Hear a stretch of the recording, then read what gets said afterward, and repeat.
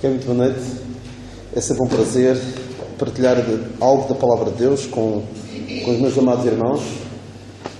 Eu queria, nesta noite, falar sobre, na continuação de algo que falei aqui há 4 meses. Provavelmente já não se lembrarão, eu lembro-me. Falei-vos em agosto, em Filipenses 3. Gostava de continuar uns versículos mais à frente. Algumas palavras de exortação, de consolação para cada um de nós.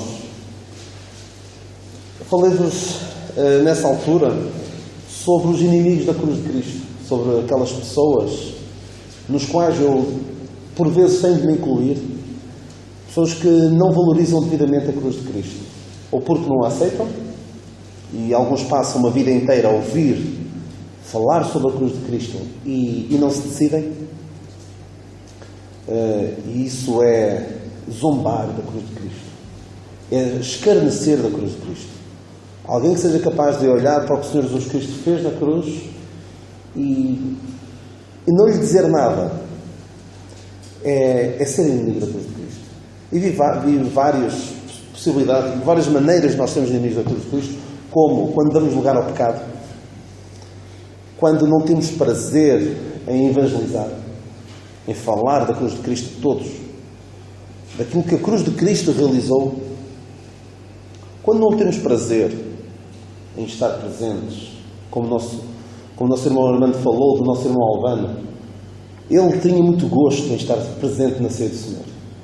E nós que não temos as dificuldades físicas que este nosso irmão tem, qual é a nossa desculpa para não estarmos presentes na ceia do Senhor? Lembrar o facto mais decisivo, o acontecimento mais marcante na vida de qualquer um de nós. É uma maneira de nós sermos inimigos da cruz de Cristo. O apóstolo Paulo fala aqui no versículo 18, e vamos ler novamente o versículo 18 e vamos ler mais alguns versículos. Não vou falar outra vez da mesma coisa, só para nos situarmos um pouquinho sobre aquilo que eu falei da última vez. Então, Filipenses 3, versículo 18, e vou ler alguns versículos mais à frente. Porque muitos há, dos quais muitas vezes vos disse, e agora também digo chorando, que são inimigos da cruz de Cristo, cujo fim é a perdição, cujo Deus é o ventre e cuja glória é para a confusão deles que só pensam nas coisas terrenas. Mas a nossa cidade está nos céus, de onde também esperamos o Salvador, o Senhor Jesus Cristo, que transformará o nosso corpo abatido para ser conforme o seu corpo glorioso, segundo o seu eficaz poder de sujeitar também a si todas as coisas. Portanto, meus amados e muito queridos irmãos, minha alegria e coroa, estai assim firmes no Senhor, amados. Rogo a Evódia e rogo a Cíntia que sintam o mesmo no Senhor. E vamos ler só até aqui. Eu queria ter algumas considerações sobre esta passagem, em particular no versículo 20 e versículo 21, sobre a nossa cidade que está nos céus. Mas antes queria falar um bocadinho do versículo 19, daqueles que só pensam nas coisas terrenas. Está em completo contraste com o versículo 19. E estes que pensam nas coisas que são terrenas são os tais inimigos da cruz de Cristo, cujo fim é a perdição e cujo Deus é o ventre. Cujo Deus é o ventre, eu não creio que aqui Paulo esteja a falar daquelas pessoas que só pensam em comer. Também é uma forma de ter como Deus o ventre. Aquilo que nós alimentamos mais, aquilo que mais alimenta é o seu estômago, é alguém cujo Deus é o ventre. Eu não creio que seja isso que Paulo está aqui a falar, e não é para me defender de nada, não é? Mas eu creio que aqui o ventre, na palavra de Deus, o ventre, as nossas entranhas, fala-nos mais de afetos. E se vocês virem nesta mesma epístola, Paulo usa a palavra entranháveis. O que é que usa a seguir? Entranháveis afetos. E fala de entranhável afeição. Normalmente, na palavra de Deus, e na cultura na qual se insere, Paulo se inseria, e estes filipenses também, na cultura grega, naqueles tempos, as entranhas estavam associadas aos sentimentos, aos afetos, e não tanto o coração, como hoje nós associamos ao nosso coração, associamos os sentimentos. Mas na palavra de Deus, nós quando lemos coração, normalmente não está associado a sentimentos, não está associado a afetos. Normalmente o que está associado a afetos é a palavra entranhas. E nós compreendemos isso pelo seguinte, por estas duas passagens, de Filipenses 1:8, da entranhável afeição, dos entranháveis afetos que ele fala depois em Filipenses 2:1, quando fala com Filémon, fala, recreia as minhas entranhas, e não só. Quando José viu o seu irmão, que já não via há muito tempo, o seu irmão Benjamim, o que é que lhe aconteceu? O que é que se moveu? Foi o seu coração? Foram as suas entranhas. As entranhas normalmente falam-nos daquilo, dos nossos sentimentos. Nós até temos a expressão dos inimigos figadais. São aqueles inimigos dos quais alguém tem uma grande antipatia. Os sentimentos estão associados às entranhas. Eu quero só que me sigam por um pouquinho neste pensamento daquelas pessoas cujo Deus é o sentimento. Os sentimentos são mais importantes para ele. Mas na palavra de Deus nós não temos muita ênfase naquilo que nós sentimos. A ênfase, principalmente, é naquilo que nós sabemos e naquilo que nós queremos, não é no que nós sentimos. O apóstolo João, quando diz na sua primeira epístola, escrevo-vos estas coisas para que saibais que temos a vida eterna. Não é para que sintais, porque se a nossa salvação dependesse daquilo que nós sentimos num determinado momento, a nossa salvação, a nossa sensação de estarmos perto de Deus já oscilava. Mas na palavra de Deus nós não somos exortados muito aos sentimentos, ao saber, ao conhecer. E por vezes há pessoas, e isto depois vai ser importante para o que vou falar mais à frente, esta questão dos sentimentos, de apelar ao lado emotivo da pessoa, pode levar a decisões erradas. Porque decisões baseadas em sentimentos, apenas, cuidado com elas. Quantas conversões, entre aspas, sentimentais é que nós já assistimos? E vemos o que depois elas dão. De campanhas evangelísticas, convertem-se, por vezes, aos milhares, naquela emoção do momento. Quem é que quer entregar a sua vida a Cristo? Vão a muitos. O quê? Influenciados pelo seu sentimento. De razão, pouco têm. Portanto, muito cuidado com aqueles cujo Deus é o vento, cujos Deus são os sentimentos. Aquilo que os puxa para o lado sentimental. E, por vezes, até, cuidado, para o lado familiar. Porque as entranhas de José se moveram para o seu irmão. Cuidado também quando nós tomamos decisões, até a nível de igreja, quantas decisões erradas têm sido tomadas. Não com base na palavra de Deus, mas com base naquilo que nos puxa para o lado familiar. Eu até deveria tomar uma determinada decisão, mas é família.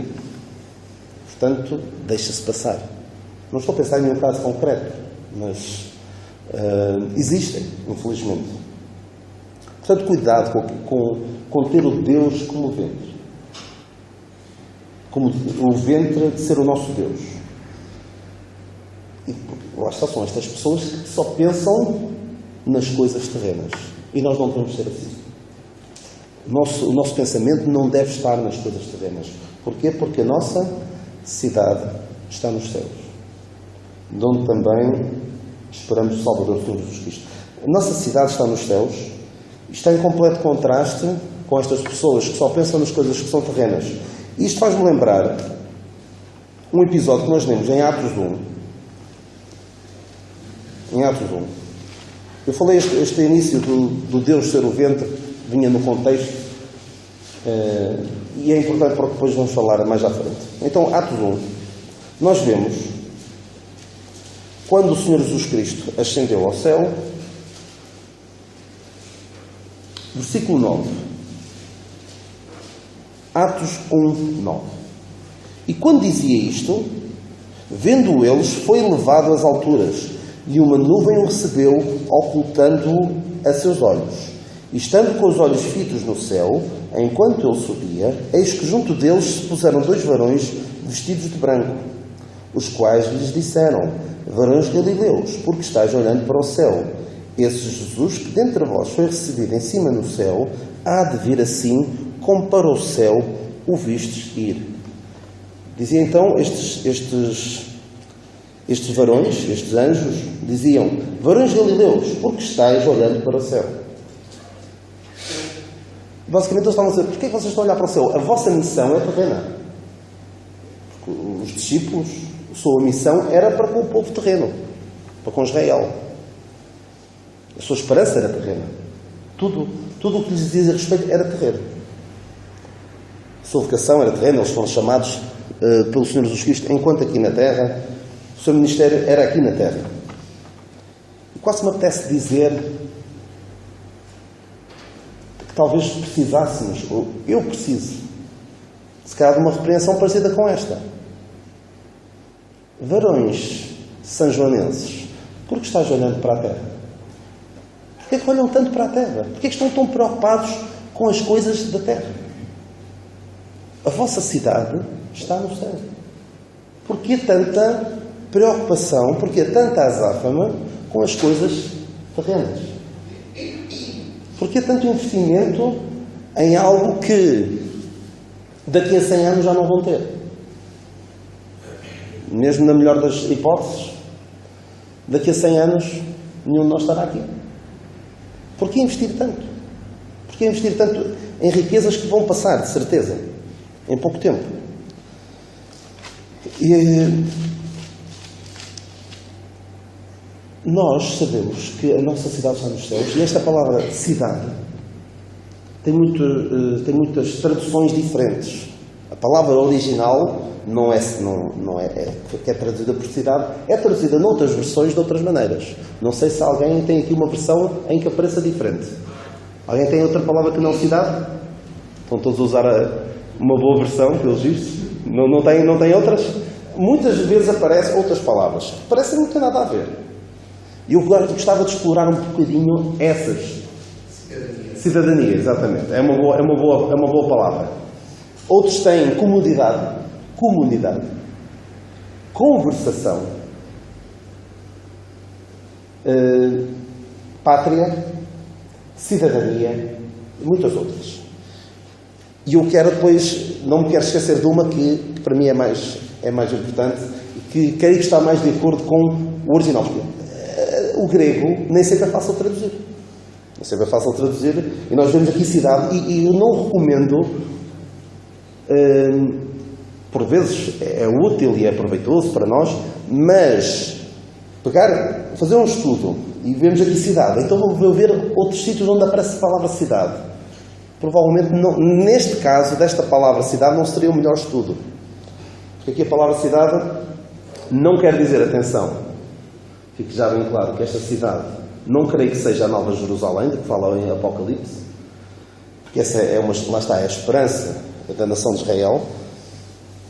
Esta palavra cidade, no original é politomai. Politomeia. Algo assim. De onde vem uma palavra que nós conhecemos e que nós não gostamos muito. Qual é a palavra? Política. A nossa política está nos céus.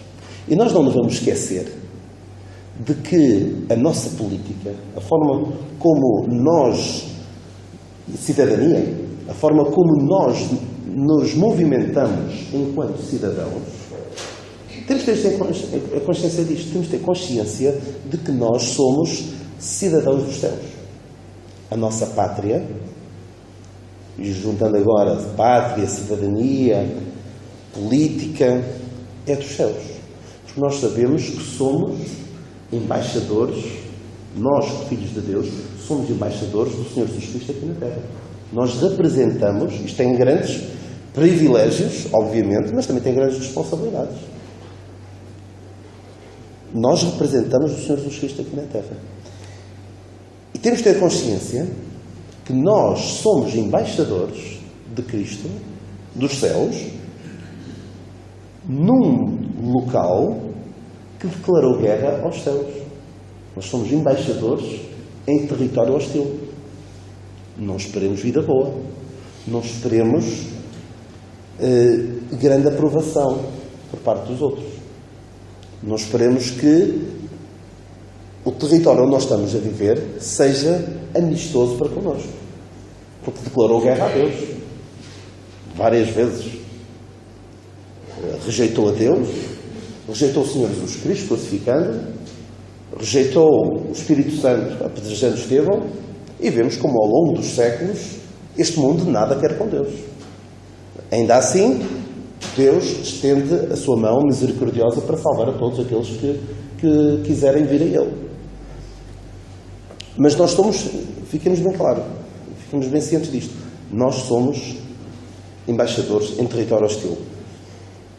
E pensemos, nós, enquanto embaixadores, imaginem a seguinte situação, imaginem que somos embaixadores de Portugal nos Estados Unidos. E os Estados Unidos declararam guerra a Portugal.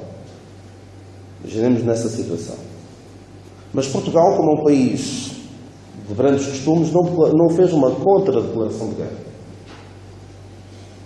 Sendo nós embaixadores de Portugal nos Estados Unidos, esperaríamos uma vida boa? Iríamos tentar aculturar-nos à maneira de viver dos Estados Unidos? Iríamos consumir propaganda anti-Portugal nos Estados Unidos? Seria essa a nossa postura? Não deveria ser. Deveríamos ter a consciência de que somos embaixadores naquele país. E da mesma forma, nós devemos ter muito cuidado com o tipo de propaganda, entre aspas, com o tipo de alimento que damos à nossa alma. Porque o tipo de propaganda que o mundo produz não é a favor de Deus. Nós vemos, cada vez que se liga a televisão, ou se abre um jornal, ou se abre uma revista, não vemos nada a favor de Deus.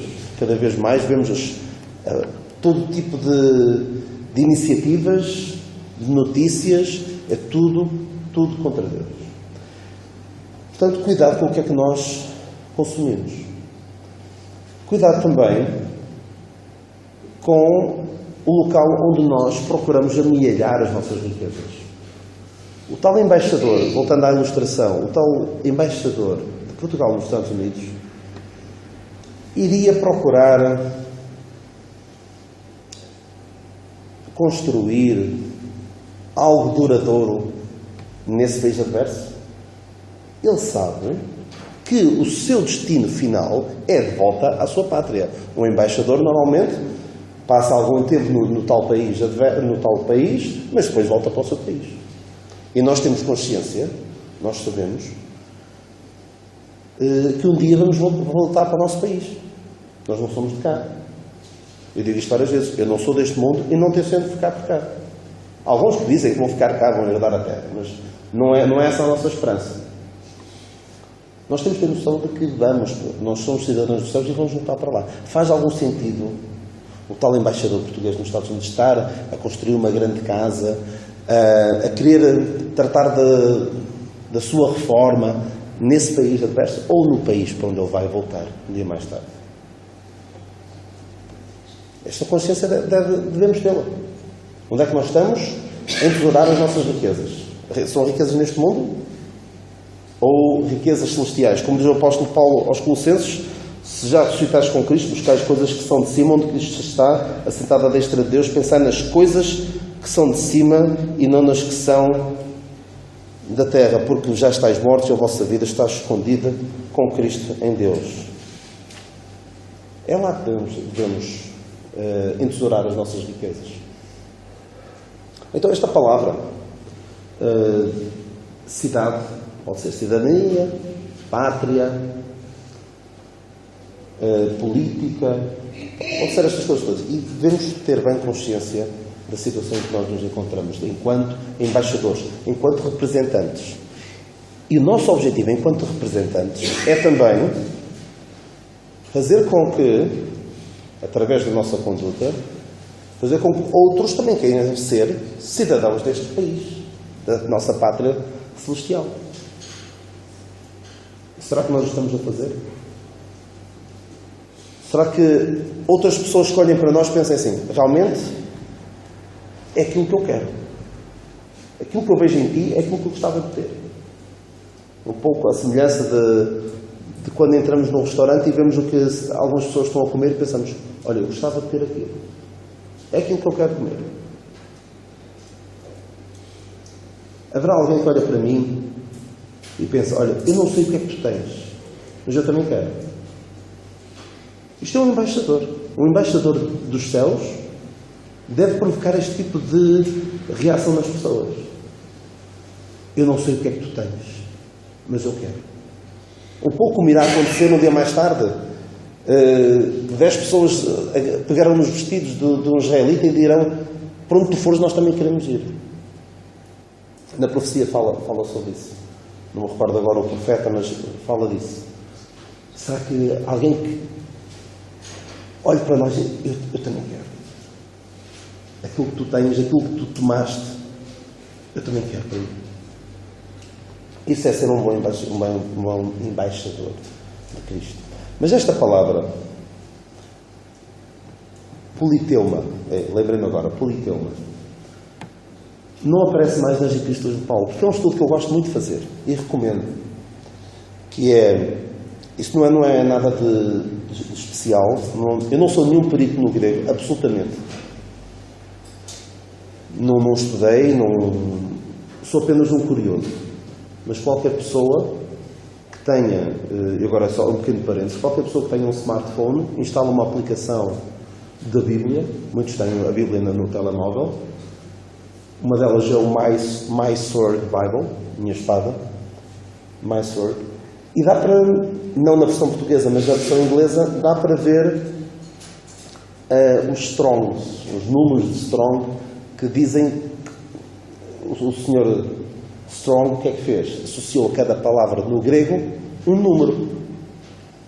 E nós, se pesquisarmos por esse número, vamos encontrar todas as ocorrências dessa palavra no texto. Infelizmente, esta palavra não aparece mais. Portanto, nós não conseguimos ter a grande ideia de em que outras passagens é que o apóstolo Paulo utiliza, o apóstolo Paulo ou os outros escritores do Novo Testamento usaram aquela palavra. Mas há uma outra palavra parecida. Porque esta palavra politeuma é um nome. E há um verbo que lhe corresponde. Há um verbo que lhe corresponde. Que é o tal politomai. E que o apóstolo Paulo usa nesta mesma epístola. É só dar 2 páginas para trás. Filipenses 1:27. Filipenses 1:27. Temos não a palavra, tal palavra política, mas o verbo, creio que não existe, politicar. Não será a palavra mais correta. Filipenses 1:27. Dou-vos uns segundinhos para lerem o versículo para vocês e verem se descobrem onde é que está esta palavra. É um verbo, atenção. Não há muitos verbos, por isso não há de ser muito difícil. Podem ler?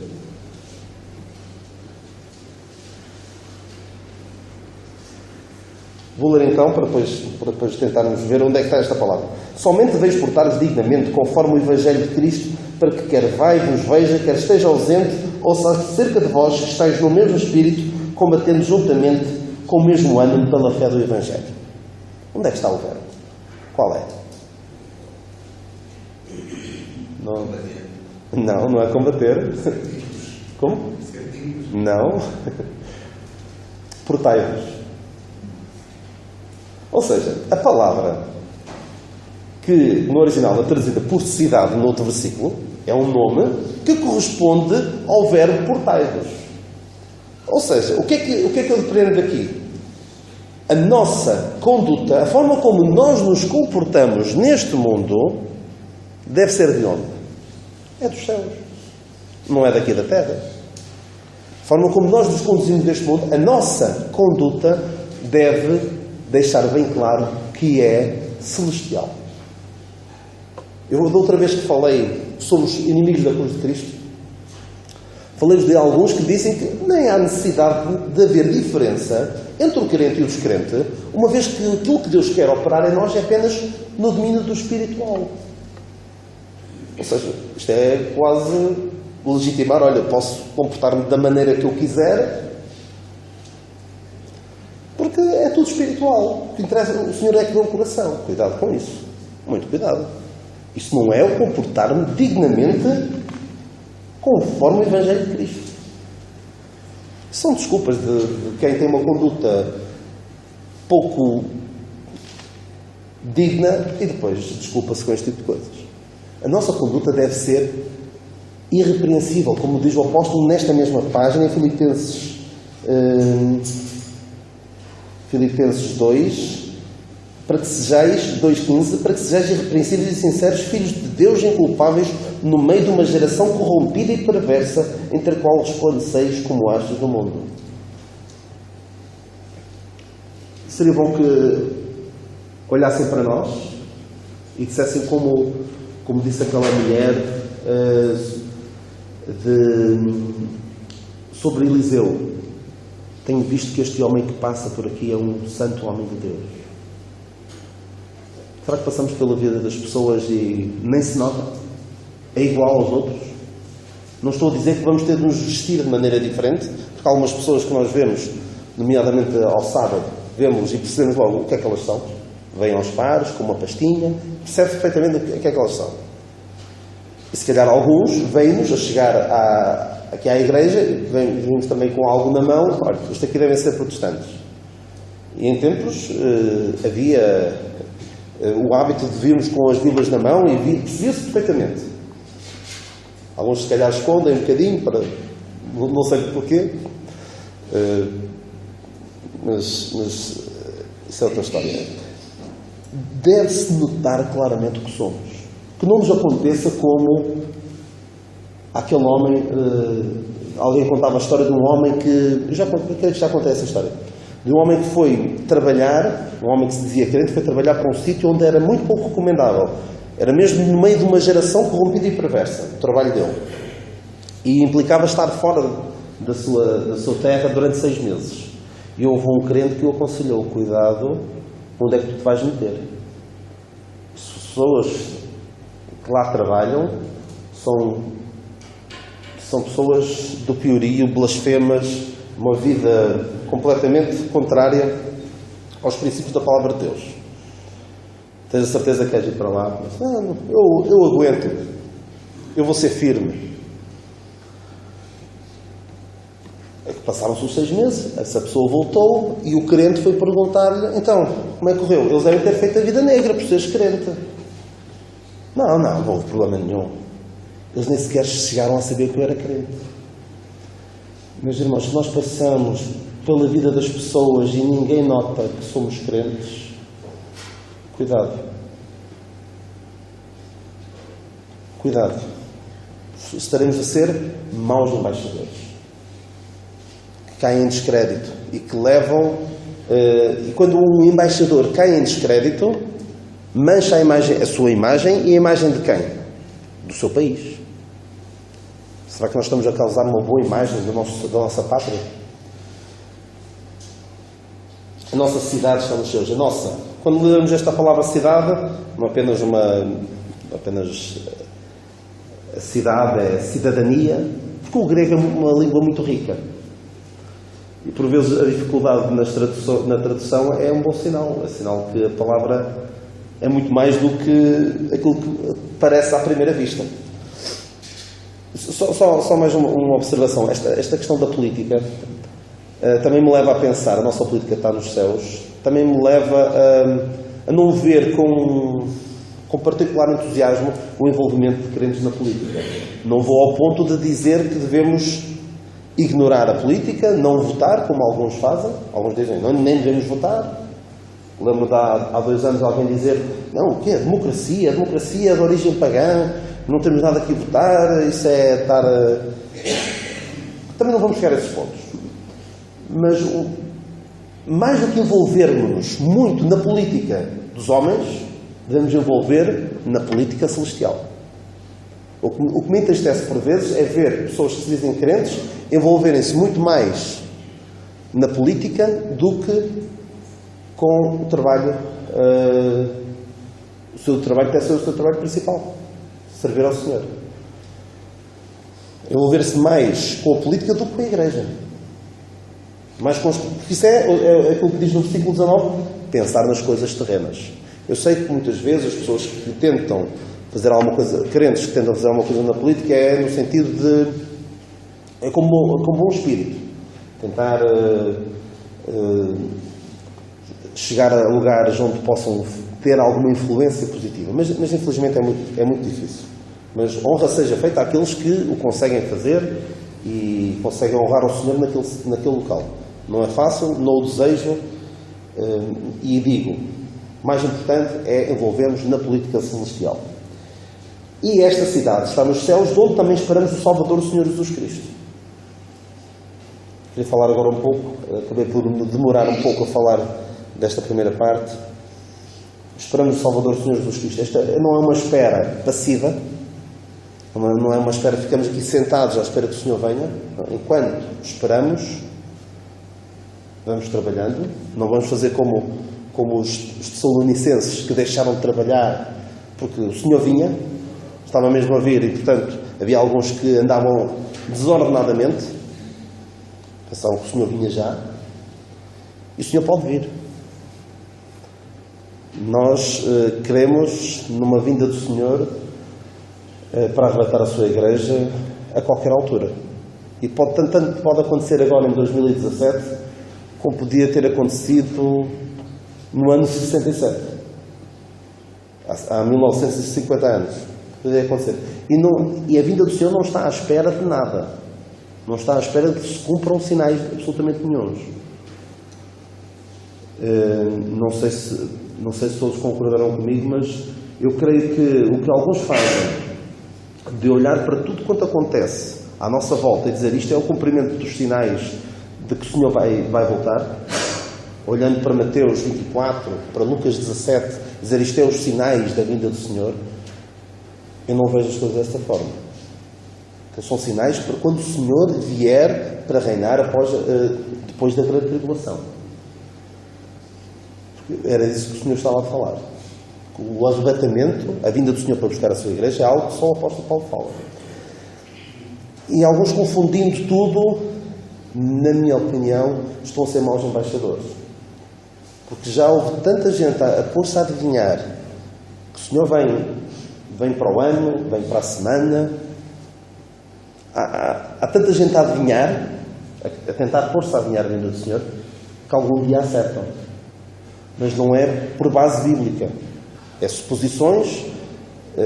Ainda recentemente houve uma histeria em alguns meios por causa da mudança da embaixada dos Estados Unidos de Tel Aviv para Jerusalém. É mais um cumprimento de uma profecia. Em setembro houve mais profecias que foram cumpridas porque os astros alinharam-se e era o cumprimento de Apocalipse 12. Ou seja, há sempre profecias a serem cumpridas, supostamente. Eu não vejo as coisas desta forma. Deus não está à espera de nada que o homem faça para vir. Ele pode vir a qualquer altura. Nós acreditamos no arrebatamento iminente. Já o apóstolo Paulo acreditava. Inicialmente acreditava que podia vir no seu tempo. Depois, mais para o fim da sua vida, percebeu o tempo da minha partida está próximo e ele percebeu que o Senhor não viria já. Mas acreditamos que ele pode vir a qualquer momento. E esta esperança, apesar de eu crer que o apóstolo João está a falar de outra vida, aquele que nele mesmo tem esta esperança purifica-se a si mesmo. Mas também o apóstolo Paulo fala em Tito 2, uma passagem extraordinária que nos fala da vinda do Senhor. Tito 2:11. Porque a graça de Deus se há manifestado, trazendo salvação a todos os homens, ensinando-nos que, renunciando à impiedade e às concupiscências mundanas, vivemos neste presente século sóbrio e justo e piamente, aguardando a bem-aventurada esperança e o aparecimento da glória do grande Deus e nosso Senhor Jesus Cristo, o qual se deu a si mesmo por nós, para nos remir de toda a iniquidade e purificar para si um povo seu, especial, zeloso de boas obras. Nós acreditamos que o Senhor pode vir, a bem-aventurada esperança. Isto é uma certeza, é mais que uma esperança, é uma certeza que o Senhor pode vir. Isto deve levar-nos a quê? A renunciar à impiedade e às concupiscências mundanas, viver neste mundo de uma forma sóbria, justa e pia, e ter consciência de que somos um povo seu, especial, zeloso de boas obras. Como é que nós sabemos que o Senhor pode vir? A qualquer altura. Pode vir hoje.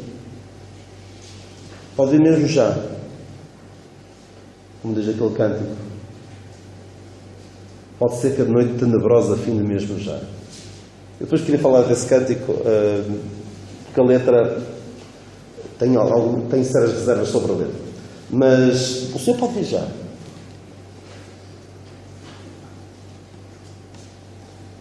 Quantas vezes é que nós pensamos? Quantos dias se passam sem que eu me lembre do que o Senhor pode vir? E como é que me vai achar? O que é que eu vou estar a fazer quando Ele me vier buscar? Será que eu gostaria que Ele me apanhasse a pecar? Ele pode vir a qualquer altura, não é?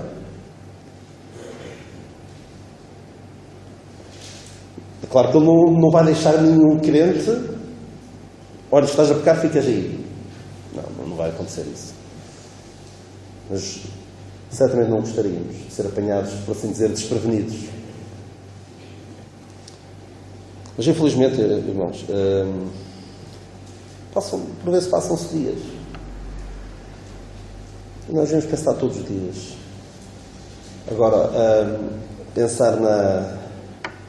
agora nesta altura nós pensamos na primeira vinda do Senhor, quando veio nasceu neste mundo, com forma humana.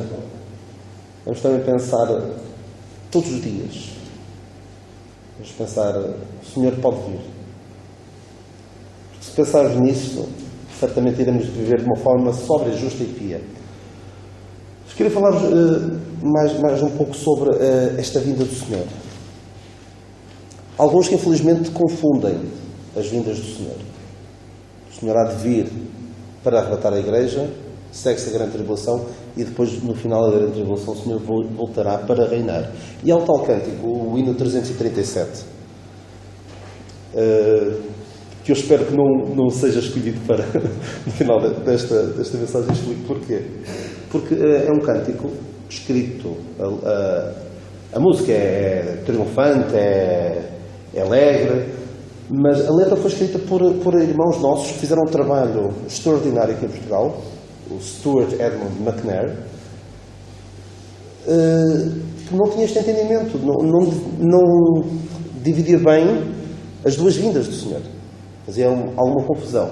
E diz a dada altura esse cântico, o hino 337, pode ser que a noite tenebrosa finde mesmo já. Não, esse dia nunca esteve perto como agora está. Pode ser que a noite tenebrosa finde mesmo já e retorne glorioso para mesmo aqui reinar o Salvador Jesus. Não é essa a vinda que nós esperamos. Nós esperamos a vinda do Senhor aos ares para levar a sua Igreja. Não é vinda para reinar.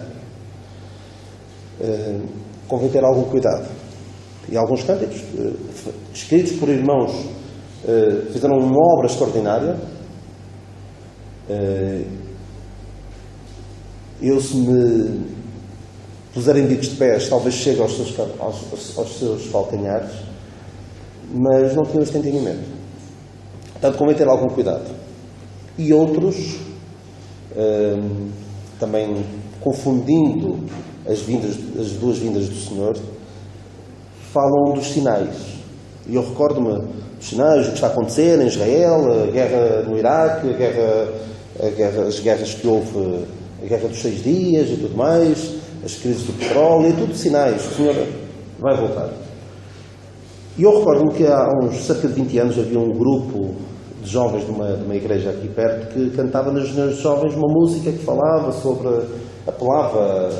também apelava às pessoas para se voltarem para Deus, mas enfatizava muito os sinais. Dizia, os sinais são bem evidentes, quem pode duvidar, Jesus vai voltar, com Ele vamos reinar, algo assim, nesta linha. Falava que a guerra em Israel e mais outros acontecimentos eram sinais bem evidentes de que o Senhor estava para vir. Eu gostava-me um bocado de ouvir aquilo. Eu se calhar devia ter tido a sinceridade e o humor cristão de chegar perto desses irmãos e dizer: o que vocês estão a cantar não está correto. E recordo-me ter comentado isto há pouco tempo com um irmão mais velho do que eu, ter comentado isto, desta música que contava. Eu quando era novo também já cantávamos isso. Ou seja, esta música que era cantada há 20 anos e que dizia que o que estava a acontecer em Israel era sinal bem evidente que o Senhor estava para vir, há 20 anos, há 40 anos também era. E se calhar daqui a 100 anos também vai ser. O Senhor pode vir agora, como pode vir daqui a 10, 100 ou 1000 anos. Claro que eu gostava que viesse no meu tempo. E devemos ter esta esperança. E eu tenho a ideia de que, à medida que nós nos vamos aproximando de uma idade mais avançada, estamos mais convencidos, é agora que o Senhor vem. É agora que o Senhor vem. E às vezes somos capazes de pensar, a forma como o mundo está neste momento já não há muito por onde possa piorar. E de facto, pessoas com mais idade, que nasceram nos anos 40 ou nos anos 30, ou 50, veem a evolução da nossa sociedade, o que era quando eram crianças e o que é agora, que são mais velhos, pensam assim, isto não é possível. É que nós olhamos 60 anos para trás e este mundo está irreconhecível. Os valores estão completamente mudados. Mas não deve ser isso que nos vai levar a pensar, não, o Senhor vem agora. É agora mesmo, o Senhor vem. E depois olhamos para qualquer coisa que acontece, o Senhor vem. Há alguns que qualquer notícia mais chocante, últimos dias. Nós tínhamos consciência que já no tempo do apóstolo Paulo havia todo o tipo de depravação no Império Romano. O Império Romano caiu de podre. Apodreceu por dentro. Era uma podridão enorme. Depois houve os bárbaros que invadiram e tomaram o Império Romano, mas aquilo estava completamente podre por dentro, porque já era uma corrupção, uma perversão. Aquilo que nós vemos hoje não é nada de novo. Custa-nos ver o pecado a ser legislado, o pecado a ser normativo. E quem se opõe ao pecado é mal visto, é maltratado, é processado. Nós vemos, recentemente, está a ser decidido agora no Supremo Tribunal Norte-Americano, um pasteleiro que se recusou a fazer um bolo para uma união homossexual. Recusou-se a fazer com os enfeites que eles queriam pôr. Ele não só punha a vender-lhes um bolo, mas a fazer o bolo que eles queriam, não queriam. Eles queriam que ele pusesse lá quaisquer coisas que ele não queria pôr. Então, processaram-no e aquilo já vai no Supremo Tribunal Norte-Americano. Estamos assim, neste mundo adverso, no qual nós somos embaixadores, no qual nós nos devemos conduzir de uma forma sóbria, justa e pia. E para terminar, eu não quero alongar muito mais, esta espera é uma espera ansiosa, uma espera a nossa ânsia para que o Senhor venha. Um pouco como esta palavra de esperar, lá está, não é uma espera passiva, é uma espera, a ideia é abstraindo-nos de tudo o resto, esperando o Senhor. Não é ignorar os nossos afazeres do dia-a-dia, de maneira nenhuma, mas tudo isso deve estar em segundo plano. Eu costumo dar esta ilustração. Imaginem o noivo que está... Eu sei que normalmente a igreja é associada à noiva e o Senhor Jesus Cristo ao noivo. Mas agora vou inverter um pouco as coisas. Imaginem o noivo. No dia do seu casamento está à espera da noiva. A noiva vai entrar. Acham que o noivo está assim, muito preocupado em ver como é que as pessoas estão vestidas, como é que está a decoração da igreja, se veio esta pessoa, se veio aquela. O que é que ele quer saber? Ele quer saber da noiva. E nós, enquanto vivemos aqui neste mundo, não digo para ignorarmos todo o nosso contexto em que nós vivemos, os nossos afazeres, a nossa família, o nosso trabalho. O que é que deve estar em primeiro lugar? É o Senhor. É a vinda do Senhor. O Senhor vem. E eu desejo em tudo ser agradável. E esta ideia de que o apóstolo Paulo fala, da coroa da justiça, que está preparada para todos que amarem a sua vinda, amar a sua vinda não é aquilo que alguns fazem, dizer tudo o que mexe, tudo o que acontece hoje em dia é sinal que o Senhor vem. Não, isso não é amar a sua vinda. Se eu amo a sua vinda, eu vou querer conhecer mais sobre a sua vinda. E quem se estuda e quem se empenha em saber mais sobre a vinda do Senhor, percebe que estes sinais não têm nada a ver com a vinda do Senhor. Avançando. O Senhor Jesus Cristo transformará o nosso corpo abatido para ser conforme o seu corpo glorioso, segundo o seu eficaz poder, sujeitar também a si todas as coisas.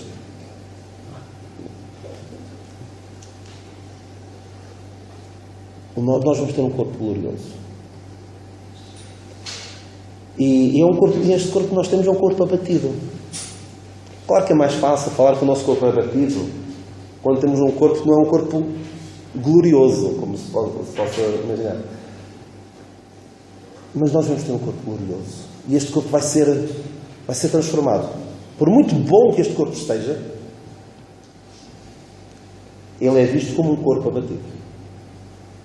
Há pessoas que se esforçam pelo culto do corpo.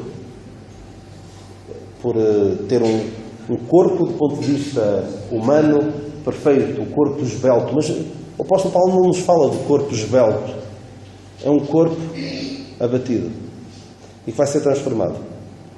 E isto de dar muito valor ao corpo é pensar nas coisas terrenas. Não é pensar nas coisas celestiais. E alguns vão mais longe ainda. Alguns transformam o seu próprio corpo. Com cirurgia plástica, muitas vezes completamente desnecessária, supérflua, só para resolver mais problemas psicológicos, em vez de tratarem da sua mente, transformarem a sua mente, como diz o apóstolo Paulo em Romanos 12, transformam o seu corpo. E isso, na minha opinião, é insujeição. Porque é que tem poder para transformar o nosso corpo?